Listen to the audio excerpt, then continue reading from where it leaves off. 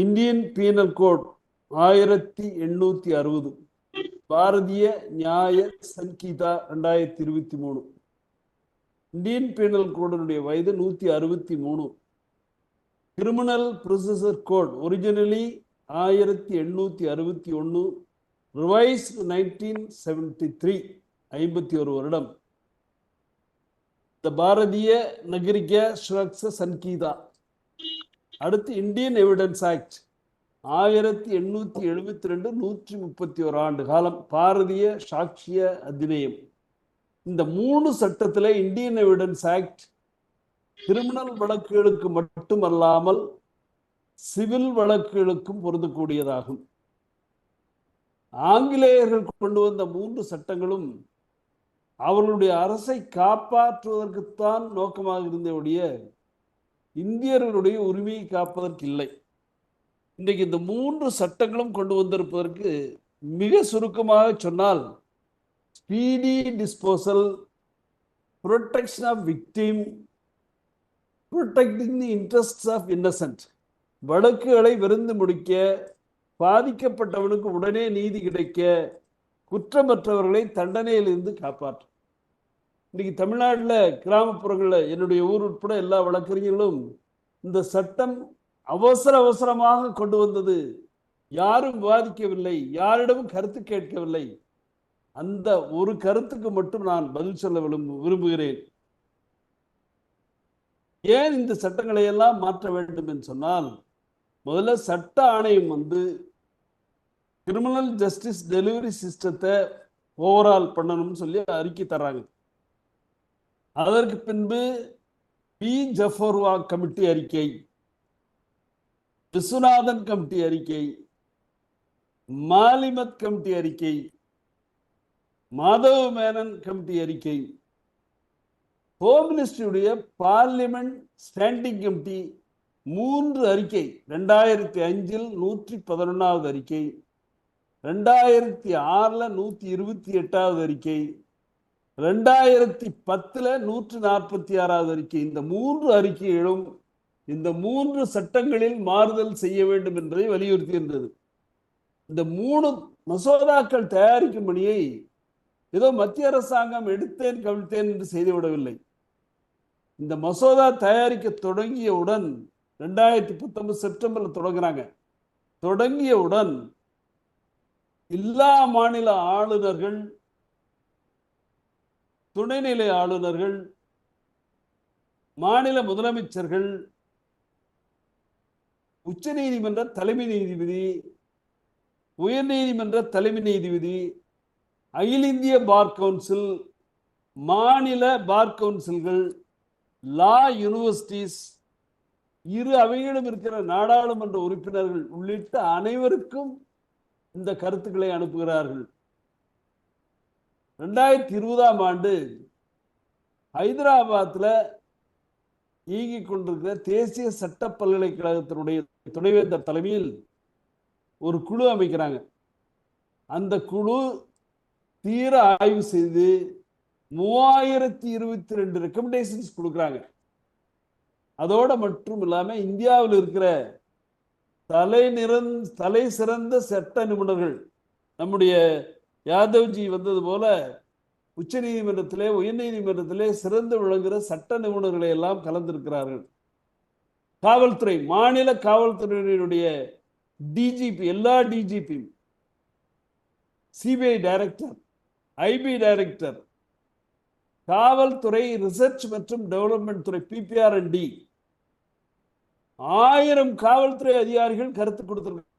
Criminal சட்டத்தில் 3 சட்டத்தில் என்னென்ன மாறுதல்கள் தேவை என்பதை பொறுத்து 1000 காவல்துறை அதிகாரிகள் எழுத்துப்பூர்வமான கருத்து தெரிவித்திருக்கிறார்கள்.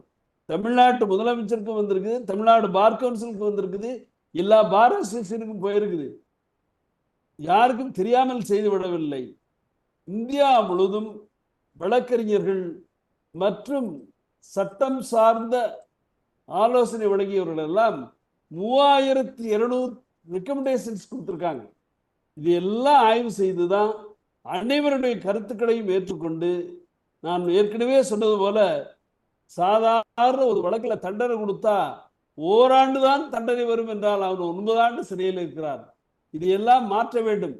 உச்ச நீதிமன்றத்திலே 75,000 வழக்குகள் நிலுவை, உயர் நீதிமன்றங்களிலே பல லட்சம் வழக்குகள், கீழமை நீதிமன்றங்களிலே 3.5 கோடி வழக்குகள் நிலுவையில் இருக்கின்றன.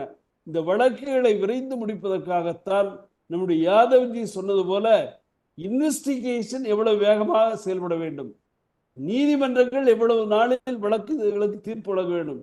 எனக்கு தெரிய ஒரு சில உயர் நீதிமன்றங்களில் 1000க்கும் மேற்பட்ட வழக்குகள் விசாரணை முடிந்தும் தீர்ப்பு வழங்காமல் இருக்கிறது. இன்றைக்கு 45 நாளில் தீர்ப்பு வழங்க வேண்டும் என்று இந்த சட்டத்திலே கொண்டு வந்திருக்கிறோம். இந்த மசோதா 11/8/2023 அன்று மக்களவையிலே தாக்கல் செய்யப்படுகிறது. 18/8/2023 அன்று parliament standing committee on home அஃபேர்ஸ்க்கு அனுப்புறாங்க. அதுல 30 நாடாளுமன்ற உறுப்பினர்ல ராஜ்யசபாவில் நம்முடைய சிதம்பரம் அவர்கள்,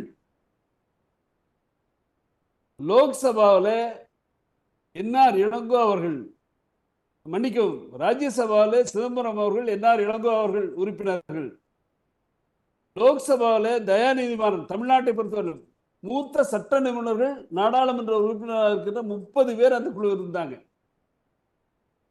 12 முறை 12 சிட்டிங்ஸ் 24/8/2023 முதல் 6/11/2023 வரை 12 சிட்டிங்ஸ் 12 முறை விவாதம் நடந்திருக்கிறது.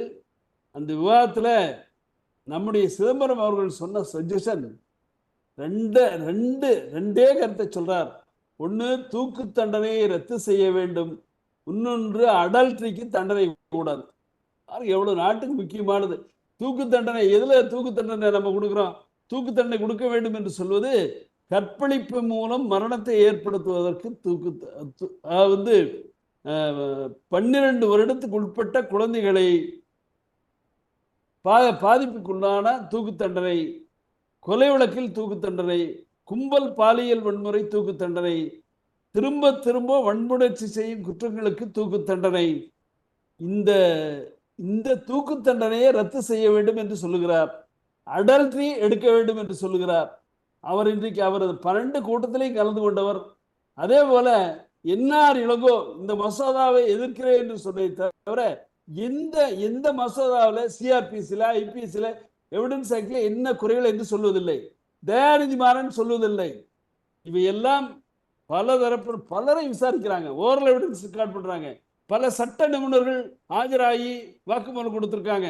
அதற்கப்புறம் நாடாளுமன்றத்தில் இரவைகளிலும் 6/11/2023 இந்த நிலைக்குழு அறிக்கை வந்தவுடன் லோக்சபாவில் 19/12/2023 20/12/2023 2 நாட்கள் வாதம் நடைபெறுகிறது.